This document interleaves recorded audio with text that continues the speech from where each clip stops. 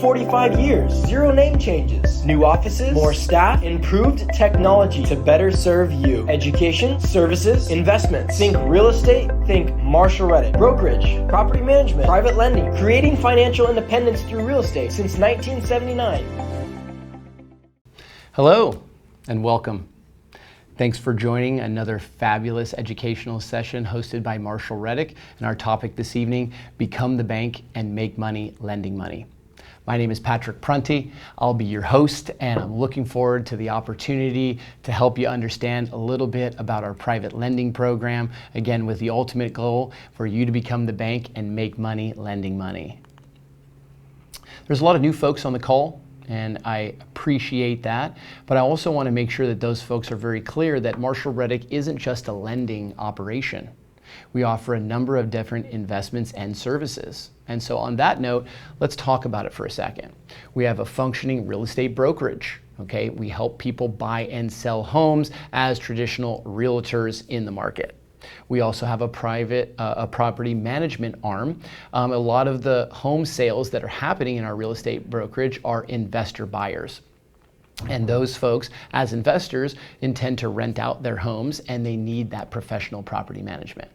Then, of course, there's the private lending arm, which is the division of the company that I lead as the senior staff member at Marshall Reddick, been here for more than 2 decades.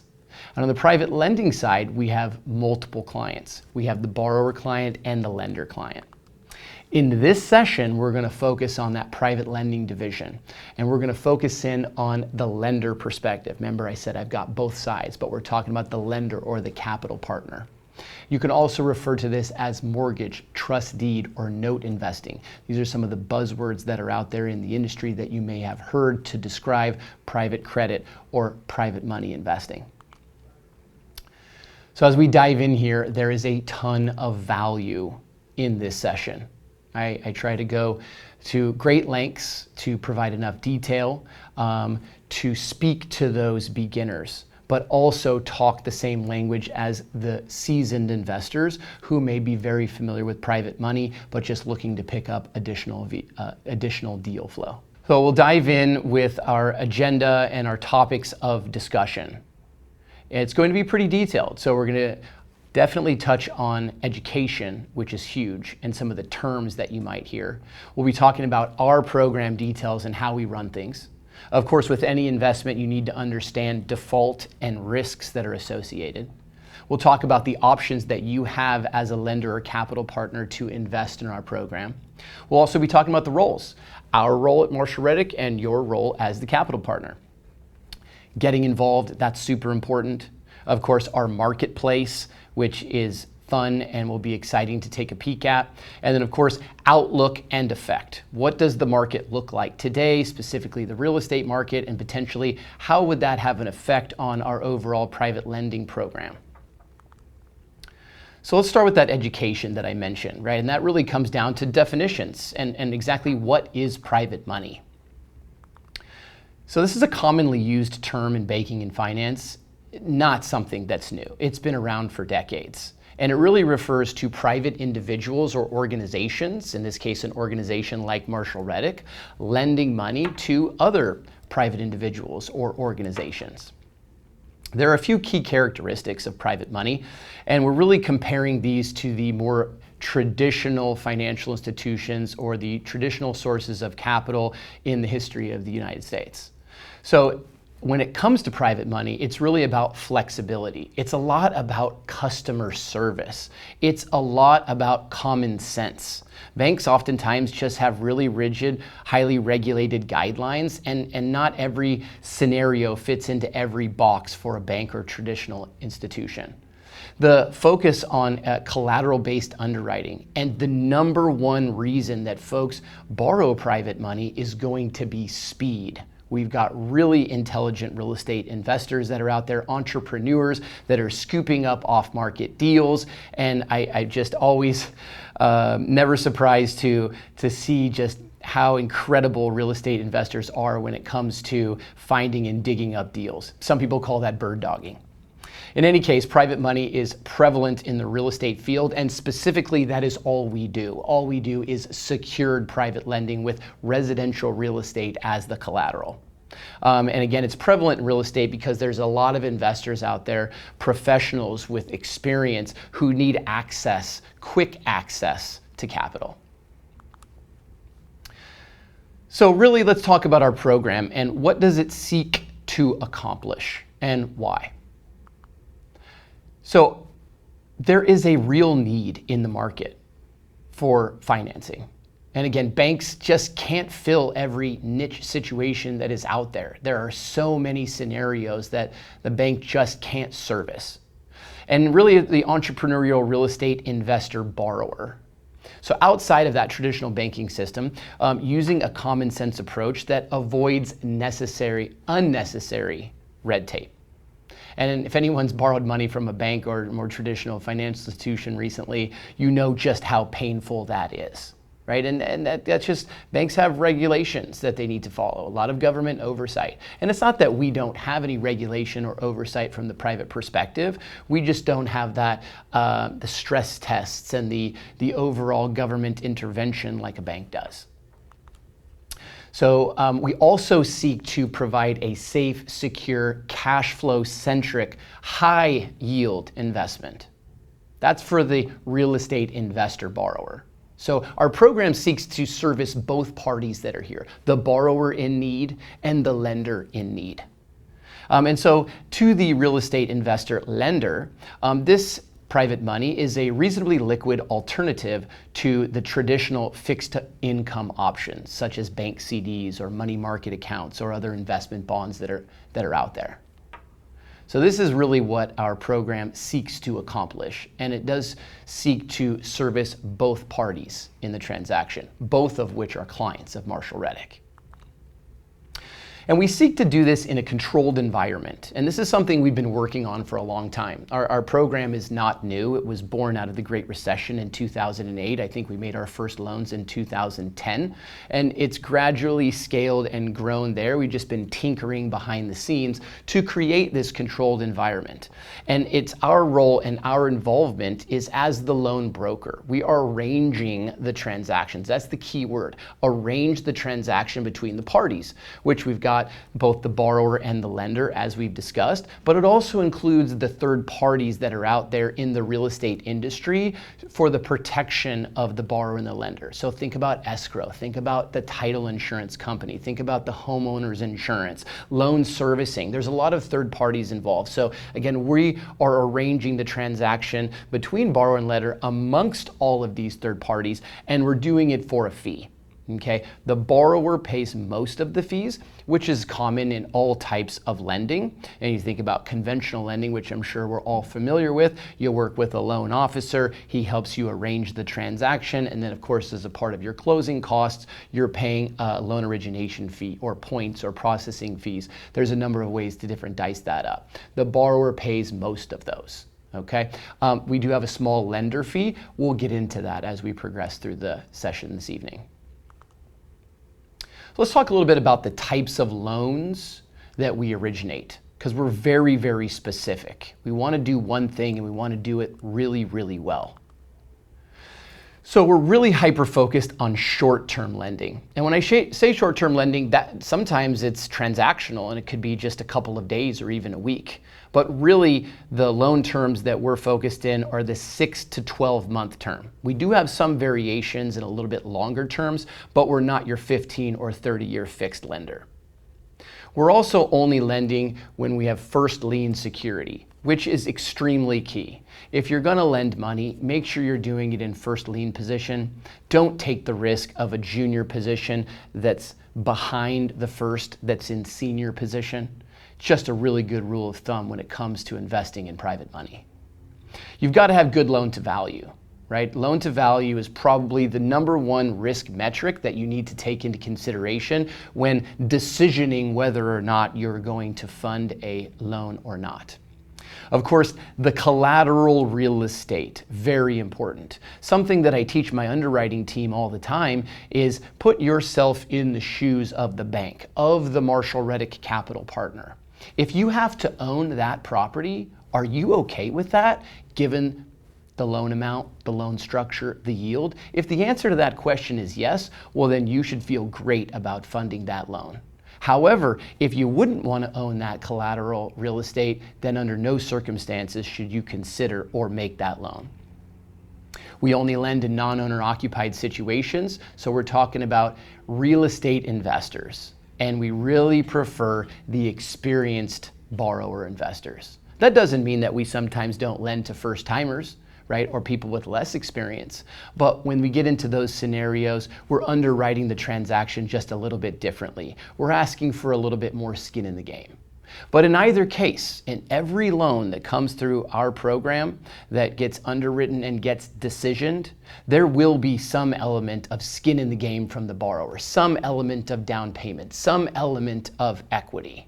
Some loans have higher amounts of borrower skin in the game, some have lower, but there will always be some element. Continuing on with the different types of loans we originate, we're again looking at those 6 to 12 month loan terms. These are going to be your improvement loans. There's a lot of people out there that are seeking to buy property that needs to be improved, right, with the intent to sell. And a lot of times there's intent to refinance with a long-term loan after you've used our short-term loan to hold the asset. Okay, our loan to values here, and we're really diving in when it comes to loan release 1 against the acquisition or the basis in the property, 70 to 90% loan to value. And there's renovation holdback or not. What I mean by that is that we let the borrower borrow in addition to the portion towards the acquisition. We allow them to borrow potentially up to 100% of the renovation cost, the scope of work, the construction budget. But we don't give any of that renovation or construction money upfront at loan origination. They've got to work for it. Right? So we have a whole funds control team that manages the renovation holdback that's a part of the loan. But it's not a requirement to have renovation holdback. And some borrowers prefer to fund the renovation on their own. In that case, we're happy to just lend a percentage of the acquisition with them funding the balance as their down payment along with their closing costs. We also do a lot of ground up new construction. These are build loans. A little bit longer terms, usually 12 to 18 months. Our target, of course, is 12. In some cases, we will go as long as 18. And of course, in any of these loans, if an investor, a borrower investor needs an extension, we're generally okay with that extension as long as the loan is performing, right? That means interest payments are current and so on. LTVs on this front, very similar, 70 to 90%. And of course, there will always be construction holdback in a new construction or a build situation. We do quite a bit of bridge financing as well. Another term for that is interim financing, right? It's a short-term loan, oftentimes to help the borrower acquire the asset. Let's just get it out of the hands of the seller who may be in distress or maybe is just uneducated to the value of their home and is looking to liquidate it to get to the cash. We're seeing that a lot as baby boomers start to pass on and their children, maybe who might be educated to the real estate industry, are looking to access that cash as fast as possible. And a lot of times there's one of those Marshall Reddick borrower clients there to write them that check. They've just got Marshall Reddick behind them in terms of offering that private financing to help them operate that business. A little bit lower LTV when it comes to the interim financing, and there's no intent to improve these assets. Again, our loan is just being used for the interim before it's taken out to do the improvements or before it's sold off to another investor who may be doing the heavy lifting and the improvements if any improvements are needed. So again, no holdback when it comes to the bridge or interim financing. Who borrows from you? Who borrows from Marshall Reddick, and why do they do that? I don't know if anyone's familiar with these two folks I've shared on the screen, and let me be clear, these are not my clients, but these folks are the seller's advantage people. And certainly if you're in California, in Southern California, you've seen the commercials that are all over general television and the giant billboards that are around town. I live in South Los Angeles County, and all over the 405 is these guys offering to buy your house for cash. Okay, so again, these folks are not my clients, but the reason I thought it might bring a chuckle to everybody, but that's a real parallel to the type of client that we lend money to. Okay, we lend to a lot of house flippers, and we buy houses for cash type groups like Seller's Advantage. But we also work with a lot of what I call the good old boys and girls, right? These are local real estate brokerages and property management firms all over the country. And that's how Marshall Reddick's private lending program got started in the first place. We knew somebody in Ohio, we knew somebody in Tennessee, we knew somebody in Georgia that we trusted, right? That was getting involved in acquiring, fixing, selling, renting, and managing real estate. We also work with some small home builders, a lot of infill construction. We're not really going to be the folks that lend to Lennar or KB Homes. Those folks have their own financing arms. But it's really that smaller niche builder who's really good at what they do, right? They just don't have a large enterprise level real estate construction business. In some cases, we do some development loans, but a lot of times those are going to be for third parties, when we have a fantastic ongoing relationship. And that's really a strategic advantage for Marshall Reddick. As I mentioned, we've got our real estate brokerage and we've got our property management arm. That coupled with our private financing, there's a lot of synergies between those departments. And I bring that up because, again, we do make some new construction and development loans, and a lot of times those are going to be folks that have an ongoing relationship with our brokerage and our property management departments. We also specialize in non-recourse loans, and those are used by self-directed retirement accounts. Again, real estate folks are extremely intelligent, extremely creative, and they found a way to tap into using a retirement account, an IRA or a 401k, as long as you set it up correctly, can actually buy real estate. And on the back side of that, since we're talking in this presentation about the capital source and the lender, you can use a self-directed retirement account to fund these loans, to become the bank. And in fact, it's a fantastic use of those funds if you have one of those types of retirement accounts already established. Of course, if you don't and you're looking to get one established, I can turn you on to someone who's a professional who can help you set that up. But we do have a niche in this market for self-directed retirement accounts and non-recourse loans, which are not easily to obtain across the country. There are very few banks and financial institutions that make those types of loans. I can't understand why, because they're very low loan to value and they're really built as commercial type loans just for residential real estate. So they're extremely safe, and I think it's a fabulous market for us to be in.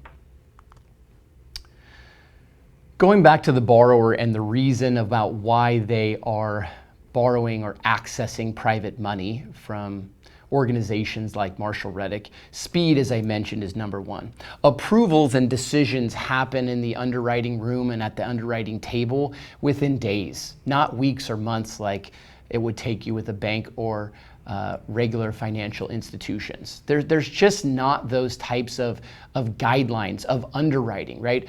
Jumping here, the collateral-based nature of the underwriting, we're focused on the real estate. We're focused on the property, on the discount that it's being purchased out, the upside on the potential real sale, the feasibility for profit of the borrower. And it's not that the borrower individually or the principal of the entity borrower, it's not that they're not important. It's just that it's less focused on credit. It's certainly not based on any type of debt to income ratio or rents of the properties. None of these properties are being rented, right? Of course, if they're being flipped or if they're being built or if there's interim financing. Okay, so it just has to really be common sense. And just to give you an example, when it comes to common sense, 50% loan to value is a fabulous loan. And there's a lot of folks that would like to borrow money at 50% loan to value and would get turned down by a bank, maybe because they're retired or they're unemployed. Look, if you've got 50% down, right, on a nice collateral asset, I would love to make that loan to you. I know I'm not going to lose, and none of my capital partner clients. Flexibility, you've got to be able to accommodate unique situations, and I mentioned the common sense. So that really rounds out the discussion about why folks, real estate entrepreneurs, experienced borrowers are coming and seeking to borrow private money from groups like Marshall Reddick. So let's talk about our program today and what that looks like. So This isn't our first rodeo, okay? We have $130 million under management, and that's broken up into the two buckets, I like to call them, the two options that capital partner clients have to invest with us in our program. So that's the direct lending, right? That's go it alone. That's you pick the investment, you fund the deal, you're 100% owner of that loan, or you can do it in Marshall Reddick Mortgage Fund. So you've got the breakdown of that $130 million that we manage on a day-to-day basis. That number's continued to grow since we launched this program back in 2010, but it's continued to grow in a very methodical, safe capacity.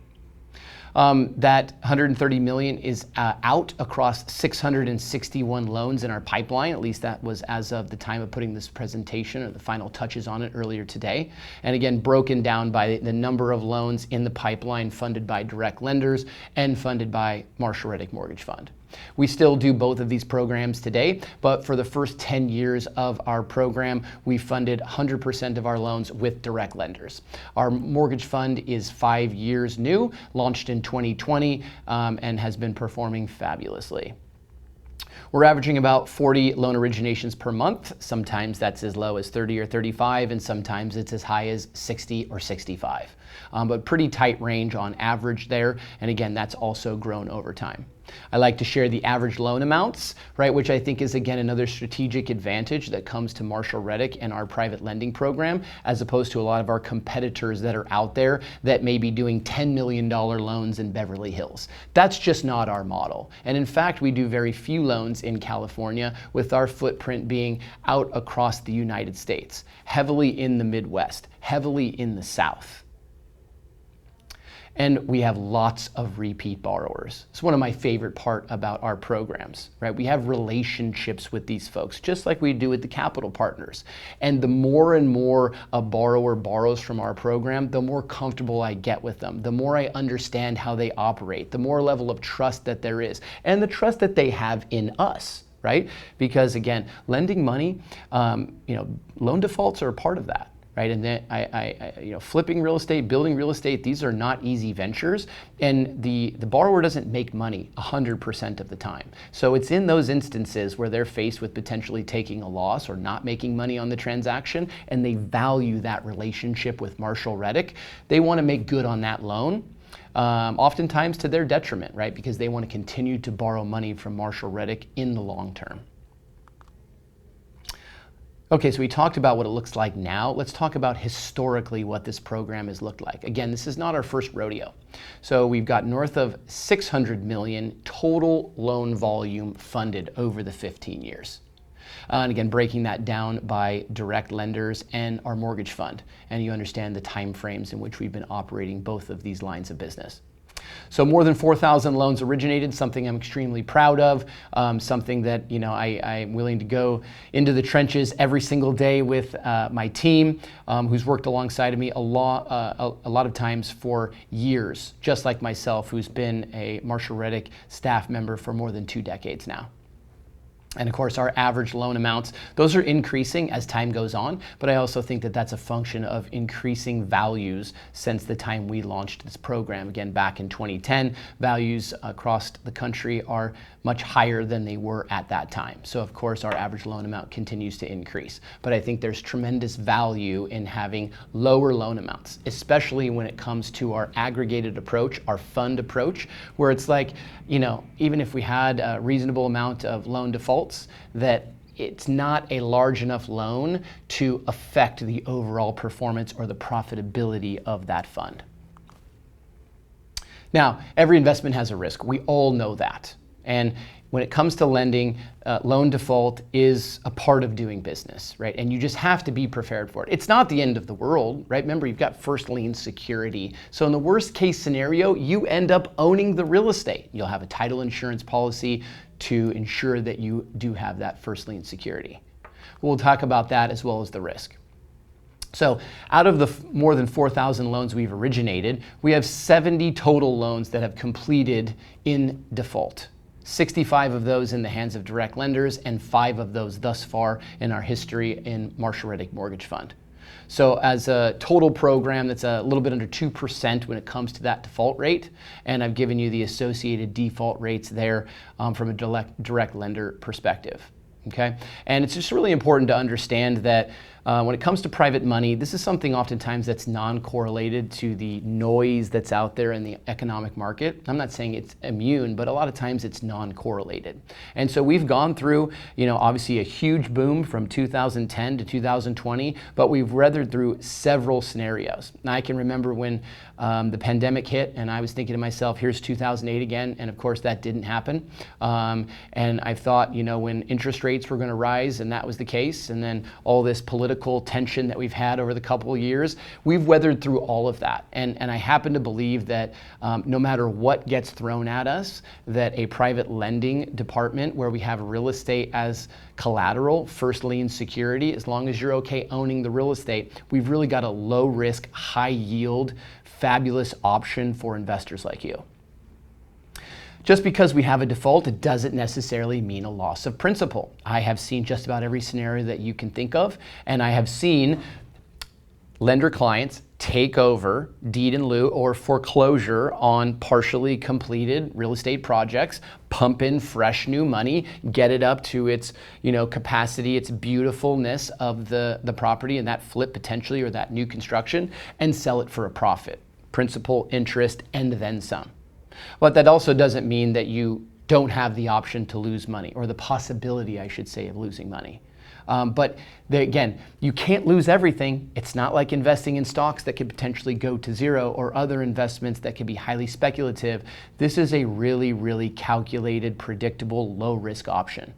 Some of the risks that are present, illiquidity, right? And disappearance of cash flow. A lot of folks like private lending because you've got regular cash flow, whether that be monthly or quarterly, but that could potentially disappear and your asset, your loan that you're holding could become illiquid in the event of default. That's a temporary issue. We've got to work through it, and we've got to do some kind of loss mitigation and default management to go protect your interest in the property, but we're very familiar and experienced on how to do that. You might have to actually advance cash too. There are scenarios where you have a loan that goes into default and maybe the borrower fails to keep the property insured, or maybe the borrower fails to pay the property taxes for an extended period of time. So there are other scenarios where you may need to, as the lender, advance money. And don't look at it like you're advancing money to the benefit of the borrower. You're not. You're advancing funds for the protection of your interest in the collateral asset. I talk with investors about that all the time, and it's really interesting when it comes to the insurance, right? Because, hey, at the end of the day, if the property burns to the ground and you've got a loan against it, right, well, that real estate is still yours, but there's compromised value if there was no insurance policy to cover that type of catastrophic event. So again, this stuff doesn't happen very often, but what it does, you need to consult with Marshall Reddick. We need to be reasonable. We need to be proactive. And again, as I showed the default rate, it is part of lending money, but it doesn't happen too often. And again, as I mentioned, I'll mention it again, worst case scenario is that you end up owning the collateral real estate. And I've seen all scenarios you can imagine there. Folks sometimes end up renting out that property and holding it on the long term, as opposed to disposing of it potentially at a situation where they might not get all of their interest or all of their principal back. So again, this is about the default rate and some of the associated risks. Let's talk about just some other risk factors to consider. And I mentioned this earlier, loan to value is paramount, okay? The lower the loan to value, the lower the risk. As I mentioned, 50% loan to value, fabulous place to be. So is 60, so is 70, so is 80%. Right? Because you've got that borrower equity, which is the difference between your loan and the value of the asset. So even in a falling market, you as the lender are not upside down, and it's the borrower's equity that fluctuates. Borrower liquidity, that can be a major problem, especially for folks that are heavily in this business or that are what we call a one-man band. Home builders sometimes can be a problem with this, where their liquidity and their income is predicated on sales, and if sales slow down, it could be a domino effect. So borrower liquidity is a risk factor to consider. Experience and knowledge, right? Is this the borrower's first time doing this, or have they done this a decade or more for 100 times, let's say? Okay, and then it also becomes a factor of like their relationship with Marshall Reddick. Somebody who's borrowed from me 10, 15, 20, 100 times, the more experience and the more relationship we have, the better we feel. And as I mentioned, one of the pure benefits of our program really is that we have a solid recurring borrower base, and we're supporting their real estate entrepreneurial business and their repositioning and construction and interim financing needs. Condition of the collateral real estate, that's another issue, right? A property that needs a $200,000 remodel, I'd say that there's a little bit more risk than a property that needs a $10,000 remodel. So consider the condition of the collateral real estate along with these other risk factors. I think the takeaway, I think the conclusion here is that private money, again, as I mentioned, predictable, safe, low risk alternative. Right? And it's suitable for those seeking cash flow. It's not like residential real estate. It's not like other real estate syndications that are out there where there could potentially be upside. Okay, this is going to be more of a straight cash flow play. There are no tax benefits, right? And there is no appreciation. Let's talk about the options. Remember, we give you 2 options to invest in our program. Those options are what we call direct lending. This is absolutely, without a shadow of a doubt, the more active, the individual option. You pick, you fund, you manage. We're here to help, but don't think that there is no active management nature involved from you as the lender. Remember, it's your money. It's one lender on one loan. So there's less diversification. I think there's more risk. You've got more eggs in one basket as opposed to less. And potentially, folks are doing this because there's the potential to earn a higher return, but that's really predicated on you. When it comes to the fund, this is 1000% the more passive, the group, the aggregated, the pooled approach. We, the fund, the loan committee, the management team, we pick, we fund, we manage the loans. There is by far and away more diversity in the pooled approach. Therefore, there is less risk to the capital partner. And potentially, of course, more diversification, less risk, you're going to see a little bit lower returns. And I say potentially, again, because at the end of the day, I see the direct lenders spend a lot of time and effort and energy constantly cycling through those loans in an effort to stay invested. And it's the dead time in between those investments, the cash drag, if you will, that can really kill that annual return. And you must take that into consideration when you compare it to the opportunities that exist from the fund perspective. So there's effort involved here. You're choosing to battle and stay invested, right? It's a competitive marketplace, and you want to make sure that you're selective with the types of loans that you're funding. You want to be comfortable owning that collateral real estate in the event you have to. You're rebalancing regularly, right? It's almost like you're becoming your own financial manager, if you will. And I certainly don't manage my 401k and my stock portfolio. I've got a financial advisor to do that for me. And those are the reasons that you need to do this regularly, is to avoid cash drag and to drive your return on investment in your direct lending portfolio. On the fund, there's literally no effort here. This is as passive as you can get. This is what we call mailbox money. We choose and we battle to stay invested. We rebalance on the daily.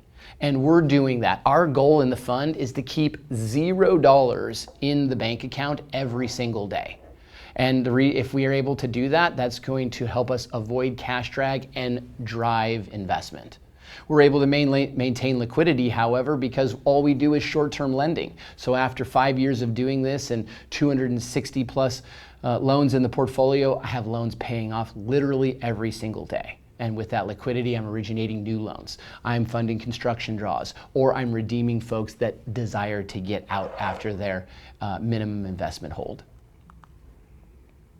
Returns. Everybody wants to understand what the return on investment, so what are the expectations?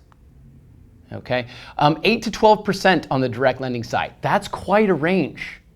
And the reason for that is that this is heavily dependent on you, your speed, right? You have family, you've got a job, you've got all these other obligations and things that you need to do. You like to go on vacation, you like to relax sometimes. You don't want to be glued to managing your own investments, right, in an effort to drive the yield. If you're retired or you've got the time to do that, or you're the engineer type, great. We service this type of investor, and we'd be happy to help you. And yes, there is potential to beat the return of the managed fund and to earn double digits. I have many clients that are able to do that. But I also have many clients that come in, that seek, and they desire to do this direct lending, and ultimately they end up going into the fund model because they realize that they can't beat the yield of the managed fund.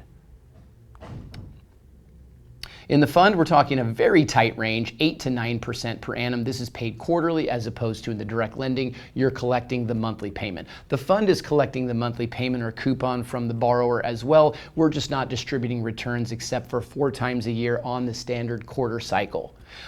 This has no dependence on you, and instead, us being able to drive and earn these returns and pay these returns is predicated on the investment model, our guidelines, which we're constantly tweaking and improving, and overall fund management. Right? Again, I told you what we do. We do one thing: secured first lien, non-owner occupied private lending on the short term, and we do it really well.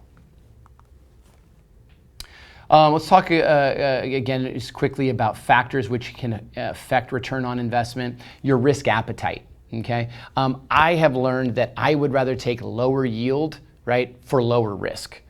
A lot of my direct lender clients, they want to chase high returns, right? They want to take on a little bit of that extra risk. I'm okay with that. But I think when it comes to our marketplace, which we're going to get into, when you start seeing the 11, 12 to 13% yields, you know you're at a higher loan to value, probably a larger renovation or construction project, so therefore a little bit higher risk. As opposed to you start seeing those 8, 9, 10 yields, oftentimes you're going to be seeing larger down payments, lower risk factors and models.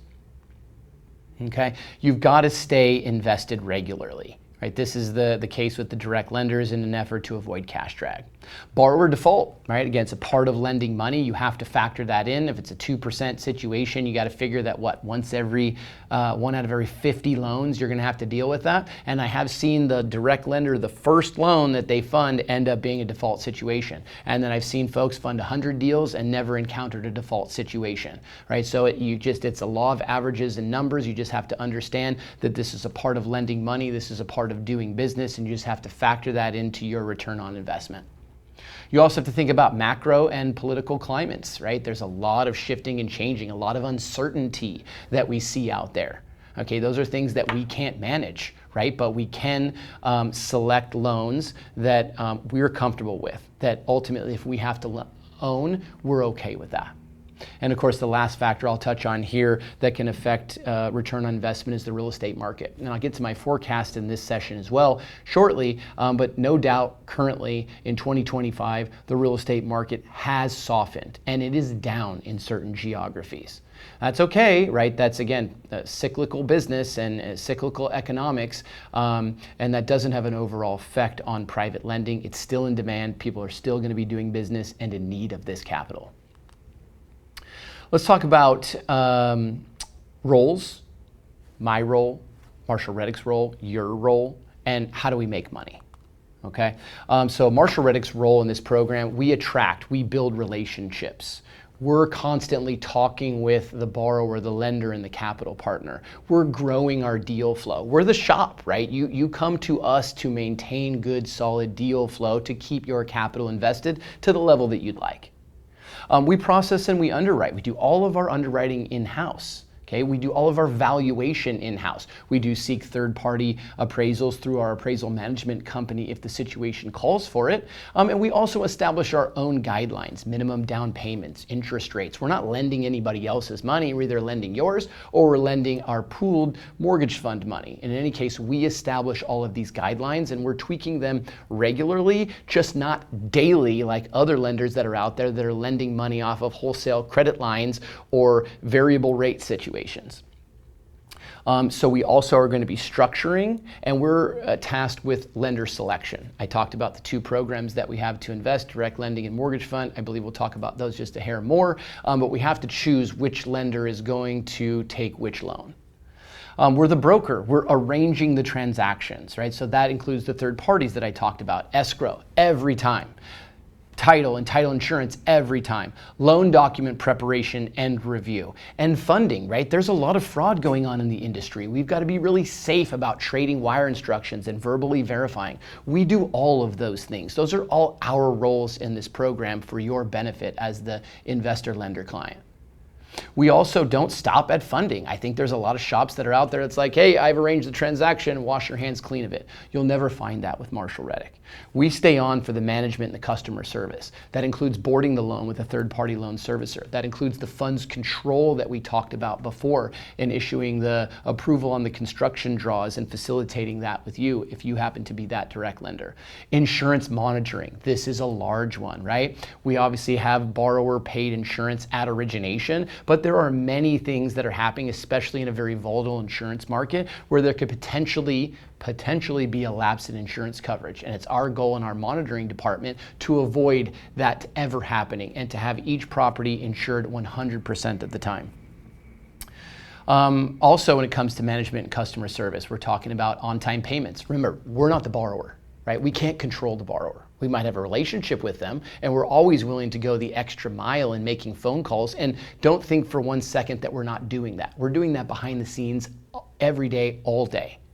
But we do get involved if there's delinquency on payments. We're aware of that. We have access to the loan servicer's records. We can see everything that you and the borrower can see. We also look at and review every payoff. Right, this is important, right, for both borrower and lender clients, as opposed to just blindly letting borrower and lender client deal with it on their own. They may be too busy. A lot of time it's done electronically with DocuSign, and I don't want to go down a long rant about technology and potentially DocuSign and people not reading documents like they should be. And then ultimately, if you're on the direct lender side or in the fund, like we're constantly looking to redeploy the capital again and again and again to avoid cash drag, to drive yield. These are all things that are a part of the management and ongoing customer service in our program. Let's talk about default management and loss mitigation. That's been a recurring topic of this session. Well, we do get involved there as well, right? Even with the direct lenders. Remember, it's your money that's at risk, but we're here to help you. We're here to consult with you. We're here to make those collections calls. We have counsel, legal counsel all over the country, folks that we've worked with before, that we're comfortable with. We know that are going to be able to help us navigate those unique legal situations if we need to get into the foreclosure process, if we need to negotiate a deed in lieu of foreclosure, all these other loss mitigation options. We also have a nationwide footprint. As you guys are aware, we have a brick and mortar offices in Texas, Tennessee, Kentucky, Florida, as well as here in California where I'm located. We don't just lend in those markets, we lend in other markets, but we always have boots on the ground. This is more than just having to Google search around for a property manager in the event we have a default situation where we need to, winterize the property or board up the windows or something that effect to protect the collateral asset in that uncomfortable time. We'll also be doing property evaluations to help you understand if you're upside down, right? Or if the property wasn't finished. Certainly, if it needs still $50,000 worth of work, it's not going to fetch its high-end price, and sort of consulting, ongoing consultation with you, ultimately before we get to disposition of the loan or disposition of the property in the event you had to take back the collateral asset, unless, of course, you'd like to keep it. As a direct lender, that's always your option. That wouldn't be ours in the fund mentality, but we also wouldn't sell or dispose of real estate at significant losses. We'd much rather hold on to the real estate and weather the storm, collect rents if we had to, collect and distribute rents if we had to. All right, so let's talk about the fees, right, and making money, right? So Marshall Reddick earns the borrower paid loan fees, such as origination, processing, and extension fees. We also earn a flat fee paid by the lender. That's right. If you're going to be a capital partner, a direct lender in our program, there is a one-time flat fee of $350 to fund each loan, regardless of loan size. That's a nominal number considered a technology fee or an option to get into our program.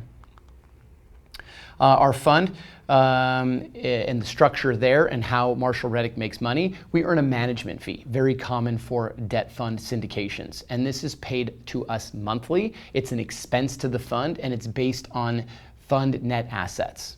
We, in addition to that, which is what we're really after, is the profit share, which we are able to participate in after the capital partners have received their preferred return. That happens on a quarterly basis. Your role and how do you make money? Very important question. Before I forget, you've got that QR code right there. Take a peek at that. That's going to help you understand. It's a really simple article. It revolves around accreditation, right? Something that's very important when it comes to investing in our private lending program. But your role, you're the capital. You're not the manager.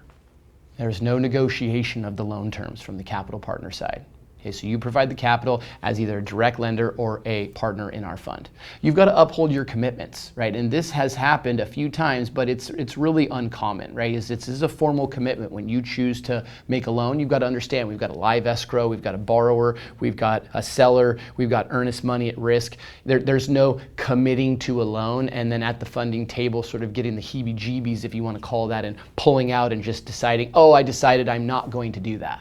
Imagine if we did that on the other end. Imagine you were the borrower and we just decided, oh, at the last minute, sorry, I found a better opportunity over here. I'm going to take this and just leave you high and dry.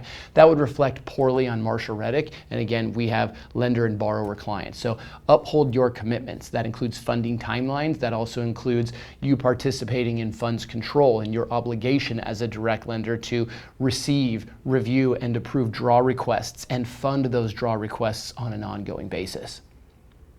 You've got to be an educated client, right? Again, you're going to learn about accreditation and you're going to use the resources provided to you. A prime example of that is going to be in the third-party vendors. When it comes to the loan servicer, you're going to have a portal to the loan servicer side, right? So you don't want to be constantly following up with Marshall Reddick to ask if your payments are made, right? Certainly if they're delinquent, you want to let us know. But at the end of the day, you need to log into your portal and you need to see the borrower payment history and do your own accounting to make sure that you're satisfied with timely or current monthly payments.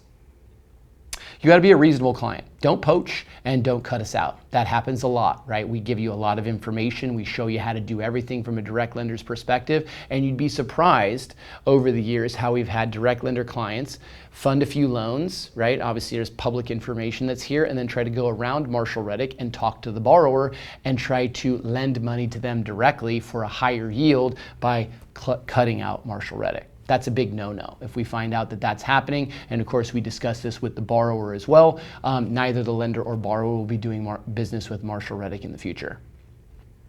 And also, again, when it comes to being reasonable, understand that private lending is an investment. There is risk.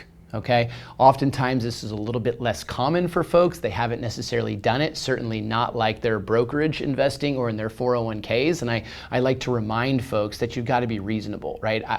If we catch a default situation, you want to work with me, you want to work with our team towards a common sense, a solution that works for everybody. You certainly don't react to how some folks do when faced with this situation, like with your financial advisor or your money manager when your 401k takes a dip in the event of a macroeconomic recession or something of that nature. So again, it's an investment. You've got to be reasonable and you've got to understand the associated risk before participating. Okay, when it comes to you and what the money you earn a lender credit. We give you a small piece of the borrower processing fee that's paid at origination, and we do so to offset your costs of loan servicing. Costs of loan servicing are very minor, but we're kicking back, depending on the length of your term, $300, $700, in some cases $1,400 or $1,800 to offset those servicing costs, again, depending on the loan term. I think the standard lender credit, however, is $300 for our 12-month term. You'll get that at origination along with the odd days interest. Additionally, of course, we don't take a piece of the interest. There's no arbitrage there. Whatever the note rate is, those payments that are coming, you earn those 100% as they come on a monthly basis.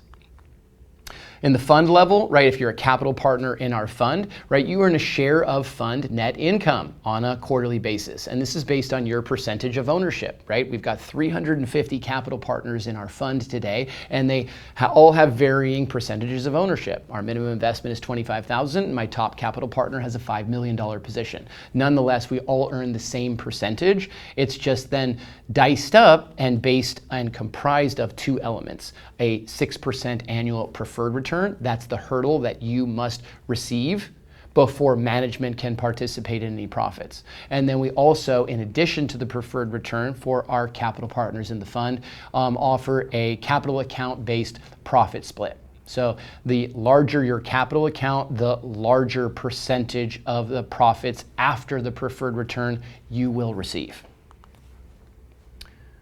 All right, we're about winding up here, folks, but let's understand a few more options, including why should I invest in your program? So when it comes to Marshall Reddick and what we do here, education, knowledge, and experience. I've described what our program looks like from a historic and current perspective. Again, this isn't our first rodeo, right? We have a lot of experience, especially when it comes to periodic uncomfortable situations and how to navigate those. We operate day in and day out with integrity, ethics, and professionalism. You know what you're going to get with us. And I'd be happy to give referrals to anybody that's considering doing business with us, with folks. And I won't just give you somebody who's going to give us the most glowing review. I would put you in touch with somebody who has experience to default. And that what they would tell you is that Patrick and his team was there for me the entire way and helped me to the best of their ability. Communication and customer service. Man, this is a huge one for me. I pay for good service, and what I can't stand more than anything is logging onto somebody's website and not having the ability to find a telephone number. Even worse than that is finding that number just to be on a complicated phone tree, if you will, and then getting a voicemail. You won't get that. You're going to get everybody's direct number on their signature block of that email, and we will communicate. We will pick up the phone. We will return your phone calls or emails or texts. We have a vast network of industry contacts. We talked about that, boots on the ground, whether that's attorneys, property managers, real estate brokers for disposition. We have all of those parties, someone who we can just make that phone call to and get the assistance that we need to from a trustworthy source. And then the last item I'll mention here is just a hardworking and dedicated staff. As I mentioned, I've worked for Marshall Reddick more than 2 decades now, and I've got a lot of staff that are more than 5 years and approaching their first decade. And so I'm really proud of that. I think that speaks volumes to what we do here day in and day out.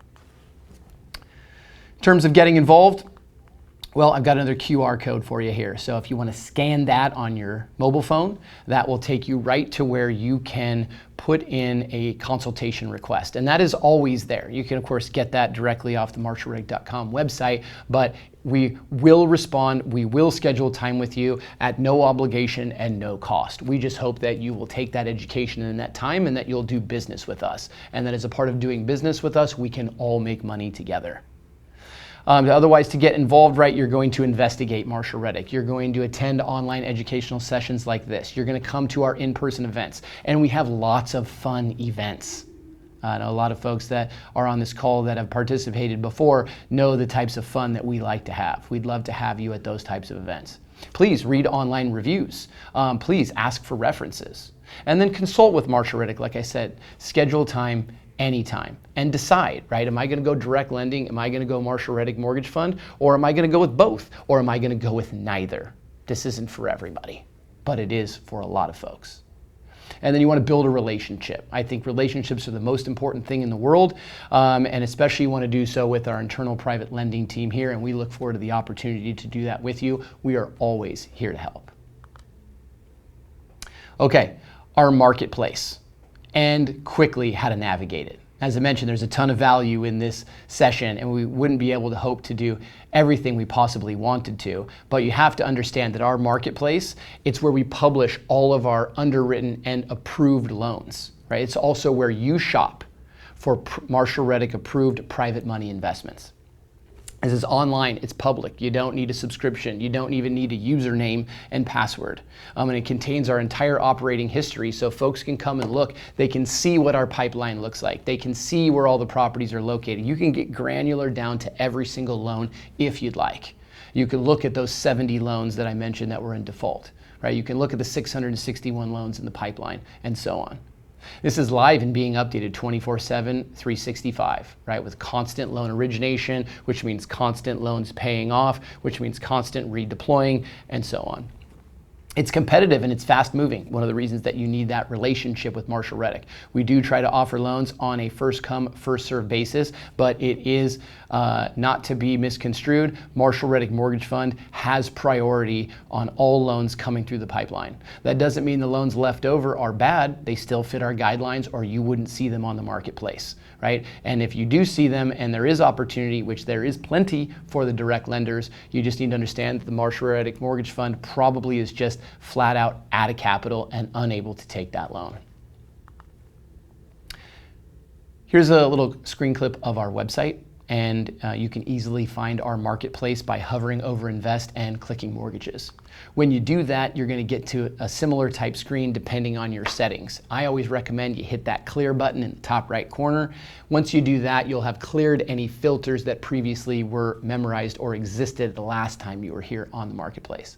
You'll then want to move to the left and you'll want to click on more filters. Okay, from here, then you're going to get to a screen like this, and you're going to have lots of different options. Let's keep it super simple and focus in on loan status. Notice that there's a tooltip there with that little question mark. That's a little article that I've written that defines all of our loan statuses if you want to know their technical definition. But then you can select and deselect and dice up the portfolio however you'd like to see it. In this case, I've got all the loans that are in our active bucket in our pipeline, right, that represents that 661 that I talked about and the varying loan statuses that are there and the corresponding number. If you wanted to alternatively, which a lot of folks do, what's available right now? At the time I took this screen clip, there was 3 loans available that we were shopping the capital for, right? You can select those and then you end up with a list view. Okay, and the list view gives you a high-level summary of the loan offering that's available, again, that's underwritten and approved by Marshall Reddick and the team. And then, of course, you can dive into the full details, which would look like this. And this is just one part of it, but every loan has a listing page. Okay, and it includes everything from the loan details, the loan terms, the loan to values, photos of the subject property, valuations, comps, returns, payment amounts, you name it. This is a very robust system, very similar to a multiple listing service, but only for Marshall Reddick underwritten and approved loans. Okay. That was a brief introduction of the marketplace. If you'd like more information in that regard, love to schedule a consultation with you, and we'd be happy to do so. As we wind this up, everybody wants to know what the outlook looks like, and you know, I don't have a crystal ball. I don't have any other way to put that, right? So take these as just my sentiments, my experiences on the day-to-day basis as someone who's done just about every real estate investment you can imagine and has been a longtime staff member of Marshall Reddick. Okay, so as I mentioned, the real estate market is soft, no doubt about it, okay? And in some geographic locations, again, it's hyper local, the market is down. Southwest Florida is one of those scenarios. Okay, I talked to an investor today and he happened to mention that Las Vegas is down. I don't have a footprint in Las Vegas. I'm not making loans in Las Vegas, so I'm not in tune with what's happening there. But again, when it comes to my neighborhood in South Los Angeles, man, a nice house comes on the market, multiple offers right away, oftentimes still going over at list price. So again, it's hyper local, but nonetheless, I do agree. I think the market is soft, and I think we're all just sort of like trying to figure out what's next in sort of some uncertain economic times. Higher interest rates, I think, are the new norm. There might be some jockeying for position from a political standpoint. I know there's pressures all the time, and there might be some downward fluctuation possible, but I just don't see us getting back to 2% 30-year fixeds anytime soon or potentially ever again. The insurance market will continue its volatility. Boy, it's been tough, especially in coastal Florida, especially in Los Angeles, given the fires of late. And I think that that's just something that's going to continue to be a problem for the real estate field. We all know that we need insurance, and we don't have a lot of options. I think there's a lot of states that are getting involved in this, so just know that that is something that is on the outlook and an effect potentially to secured private lending. Inventory of existing homes will remain low. The cost to construct new homes will remain high, but construction will continue. I think I heard the other day that Warren Buffett pumped a bunch of money into Lennar, thinking that it is going to solve our inventory problem, our housing problem. There certainly is that with a growing population and not enough housing to sustain. I think that the new homes will continue to be sold. There's a lot of builder incentives out there, a lot of interest rate buy downs, a lot of closing cost credits. Builders and financial institutions are looking to do whatever they possibly can, getting as creative as possible in an effort to move that inventory and to solve those problems. Our portfolio is largely non-correlated, right? It just doesn't move with the outstanding markets that are out there. It doesn't move with the stock market fluctuations. It's really non-correlated. It's extremely well diversified, I guess, at least from the fund perspective, unless as a direct lender, you've got a portfolio holdings of your own as opposed to just one or two loans. Loan defaults are a part of lending. You just need to work through them, right? There's no need to panic. Remember, you've got first lien security and you were okay owning the collateral real estate when you made the loan decision in the first place. Regardless of the market, right? Even if we're in a soft market, private money is in demand. It always has been, it always will be. This is a huge sector of the market. Real estate entrepreneurs and builders are going to continue to do business. There's just no other options. Marshall Reddick will continue, as it always does, to tighten up guidelines and underwriting. And our goal always is to bring the parties together, make the loan as safe as possible for the lender while still getting the borrower to say yes to those loan terms. So as we round this out, folks, again, I know that you have very precious time and lots of things to do, so I appreciate you. I thank you for the continued opportunity to be of service. For folks that are new to our program, you got to give private lending a try. Right? You got to learn, you got to understand this. I think that there's a true argument for this to be a part of your portfolio, a part of the fixed income nature that goes along with maybe some riskier and some high yield other investments, and then some more liquid and some lower yield investments such as your bank CD, your money markets, and other bonds or securities that you may be investing in. As I mentioned, my name is Patrick Prunty. I've got my contact information on the screen. Thank you so much for your time, and I look forward to speaking with you very soon. Take care.